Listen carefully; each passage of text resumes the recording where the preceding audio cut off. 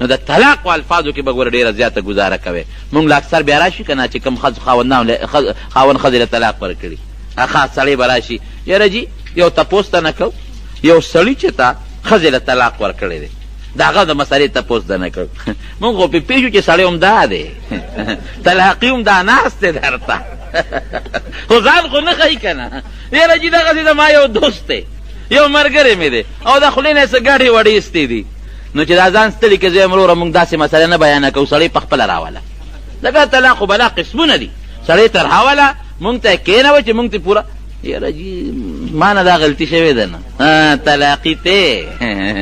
طلاقي ته دا نه غلطي شوې ده نو که دې ورته ووایي چې طلاقي نو وجنې دي بیا حالانکې د خولې نه همغه الفاظ ایستي بیا دې وجنې مړکی دی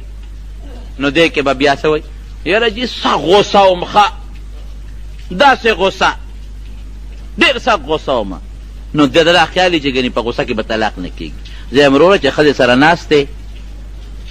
او تام وله لاس کې سیب ورکړي او هغې هم د په خوله کې کیله منډلي نو په دې کې څوک چاله طلاق نه ورکوي. دا طلاق همغه وخت کې کېږي چې غوسه دله راشي یاره چې ته ګوټ کې به څه پیدا نه شي. زه هم زمونږ په قرآن کې دا ګوټونه موټونه نشته او نه د پیغمبر په حدیثو کې دا نورې نخرې مخرې شته دی. پاکه خبره ده د طلاق د هر قسم جدا حکم دی نو خدایم د دغه الطلاق د لفظ نه ګورې محفوظ وساته ډېر ګران کار دی. او بیا چې یقین وکړه داسې خلک ماله راغلي دي داسې زنانه چې داسې ماشومان اومخو له بچي ورته او په سرو سترګو جاړي ای مولوي صاحب دې بچو سره به څه کوم یو کس ماله راغی زه حقیقت ویم ګورې چشم دی ده خبره درته کوم خپله چشم دی ده زنانه مو او خاوند مو رشته داران مو هلک او جینۍ بالکل نوجوانان وایي دې بدبخته ماله طلاق را کړی دا ښځی وایي او دا مضبوط درې طلاق الفاظ د خولې نه ایستي او په څه باندې او ښځې جړل بالکل جینۍ وه ما ورته وي دا ولې په څه طلاق ورکړه وایي مولوي صاحب منځله مې پاسو ظالمه مونځ له مې پاسو چې مونځ وکړه وایي بړستن یې مخ نه غورځولو ما دې طلاق ووایي نو وایي دا ما منځله پاسو دا مخامخ ولاړ دی او هغې ښځې ما ته دا الفاظ ما چې هغه سړي ته وکتل که نه شکل ته مې وکتل دقیانوس ته د معنی بیز دی بیزه اسخا شکل یې نیولی او دا مردار غاښونه چې ما ته کرکه راله او چې ښځې ته مې وکتل خشته ما ته وی قسم په خدای مولوي صاحب کله ځان غم را سره زه به سبا بل میړه وکړم زما 20 کسه مړونه شته زما په قوم کې ما خلک غواړي خو د دې سپېره غم را سره اوس هم دی چې دې ظالم بدبخته ټوله مزدوري کوي دله به څو ښځه ورکړي که به ورنه کړي داسې ښځې هم شته. دې الفاظو نه دی الله مسلمان محفوظ وساتي. دا غلط ابغض المباحاتو د شریعت وایي چې بعضې موقع کې خو مباحه دي ضرورت په وخت کې خو ګورې بیا هم د الله نه دي خوښ ځان به د دې الفاظو نه ساتې. چې یو ښځه مثلا خاوند ښځې ته ووایي چې که دا کار دی وکړه نو ته طلاق یې نو که هغه کار یې وکړه نو طلاقېږي به که دی ورته ووایي چې پلار کله لاړی نو مثال په طور دا یو مسله ده نو تا ته به دا طلاقي نو که هغه لاړه نو طلاقېږي به یو غلطه مو د خولې نه وته ده. خو ګورې پام کوئ د طلاق د دې لفظ نه ګورې ځان ساتئ ښه الله دې هر مؤمن مسلمان د دې نه وساتي. دا خطرناک شی دی. ښځه که د یو څپېړه وواله او خوږ شوه نو ډاکټر له به یې بوځه جوړه به یې کړي جوړه به الله به یې جوړه کړي غاښ یې ووته یاره خدای به بیا هم جوړه کړي خبرې دې ورسره بندې کړې روغه به دې راشي پلار کره در نه لاړه یاره جوړه به دې وشي. خو که دا طلاق دا سیسټم پکې راغی که نه نو ځان دې هم غرق که هغه خواره دې هم تباه و برباده کړه. دې نه به ګورې ځان ساتې. طلاق ډېر خطرناک شی دی او د احتیاط شی دی ځکه خو د طلاق په اختیار رب العالمین ګورې سړي له ورکړی دی. نن سبا خو دا ښځې مځې تاسو وینئ که نه دا عورت او پلانکې تحریک او ډینګرې تحریک او یو ځای جلسه او بل ځای جلوس او بعضې پکې کنجرې ښځې وي هغې پکې لادام ووایي سړي له طلاق اختیار دی. مونږ ته هم د طلاق اختیار میلو شي وایي که نه وایي دا بعضې ښځې اخباراتو کې راځي که نه سړي ته د طلاق اختیار دی.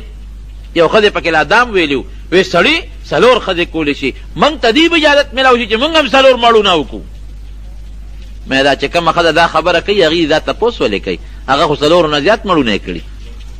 دا تپوس هغه ښځه چې کومه کور کې دننه د پردې ښځې هغه دا خبرې نه کوي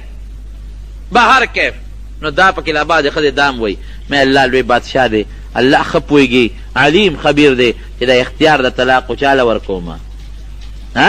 سړي له ورکوم چاله طلاق اختیار دی سړي له. سړی خو ډېر بردباره دی ډېره ګزاره کوي ښځې سره او که ښځې له د طلاق اختیار ورکړه دا نیمپوزې ښځې له زه چې پېژې بوډاګان به ګورې ټول د بټ په غاړه ناستو خفه کېږې ما ځوانانو سره خو به یې گزاره کوله، خو چې دا کم بوډا دی او دا ټخ او ټوخ کوي او دا املې ټیټه ده او بلغم ورته په لارو په کوڅو کې او په دغه کې غورځوي، ځه مړه ما طلاق کړې، په دریو مې طلاق کړې، ځه بیا به دې څه کول. ښځه که ډېر هم بوډۍ شي د خاوند خوښېږي د خدای شان دی، داسې ده که نه ده؟ زموږ خو لا خیر بوډاتوب نه راغلی چې بوډاګانو ته پته ده، خو چې څومره بوډا شي ښځه زیاته خوښوي، دا د خدای شان دی. وایي موږ د معاشره کې اوسېږو، موږ ته پته ده که نه. بشیرجان خوار ته څه خبر دی؟ ډېره دې دغه نه لانجې نه څه خبر دی؟ دا خوند خو والد صاحب ته مې ولوي، مې یو پټه خبره به در سره کومه، خیال دې راغی که نه؟ ده ته هم دعا وکړئ چې خدای پاک یې د سرې ډولۍ خاوند کړي. خبره داسې ده،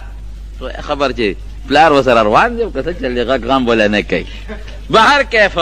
پکار دی د انسان په زندګۍ کې بعضې وخت داسې بیماری په انسان راشي، داسې تکلیف په انسان راشي چې بې د ښځې نه بل څوک د هغه سړي هغه خدمت نشي کولی.